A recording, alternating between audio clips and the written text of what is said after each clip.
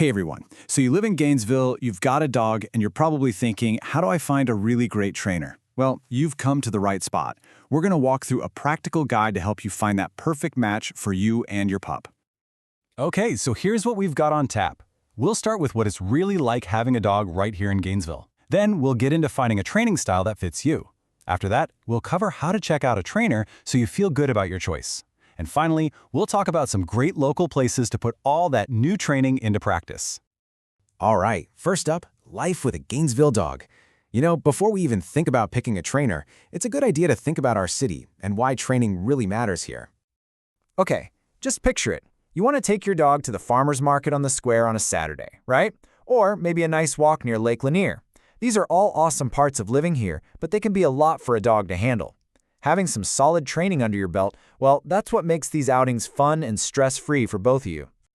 And there's a practical side to this too. Here in Hall County, we've got leash laws, and they basically say your dog needs to be under your control whenever you're out in public. So having a well-trained dog isn't just a nice to have, it's really part of being a good, responsible neighbor. So we see why we need the training? Let's move on to the how.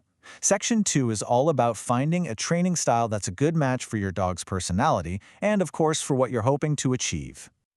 You're going to hear this term a lot, positive reinforcement.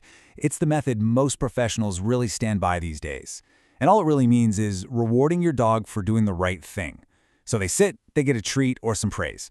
It turns learning into a fun game, and it really helps build a great relationship with your dog. Okay, so you've got a couple of really popular options for how you get the training done, in-home or in a group. Think of it like this. If your main headaches are things that happen in your house, like your dog goes nuts when the doorbell rings, in-home training is fantastic. But if you need your dog to learn how to be calm and listen around other people and dogs, group classes are perfect for that. And beyond those two, there are a few other formats you might come across.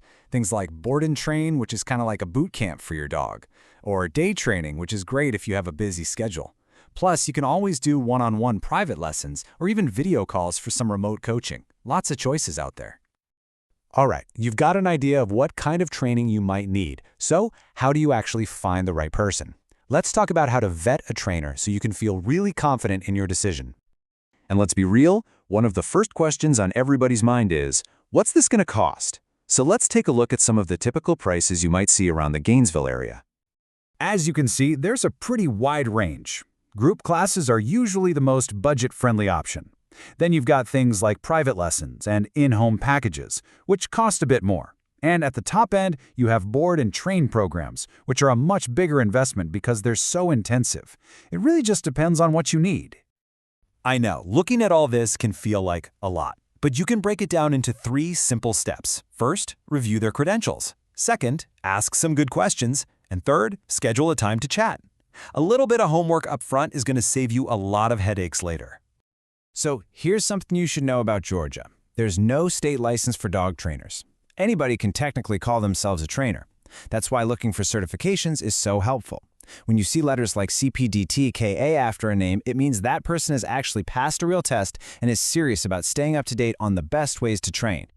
And definitely ask questions. Something just like this. What methods do you use? Or how do you handle it when a dog is stressed? You are hiring someone to work with a member of your family, so you want to make sure you're on the same page and that they're going to treat your dog with kindness and respect. Okay, on to our last section. You've picked a trainer, you're learning new things. Now comes the fun part, taking those skills on the road and practicing in the real world. This is really where it all starts to click.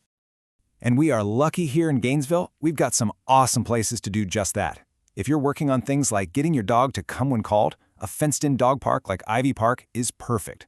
For practicing that polite leash walking, you can't beat the trails over at Clark's Bridge Park. It's a beautiful spot with just enough distraction to test out those new skills. And hey, just a quick reminder while you're out and about, remember that a standard 6-foot leash is the rule pretty much everywhere in public, unless you're specifically in a designated off-leash area. It's just about keeping everyone, people and dogs, safe and comfortable. Look, finding the right trainer is definitely an investment of time and money, but the reward is just huge.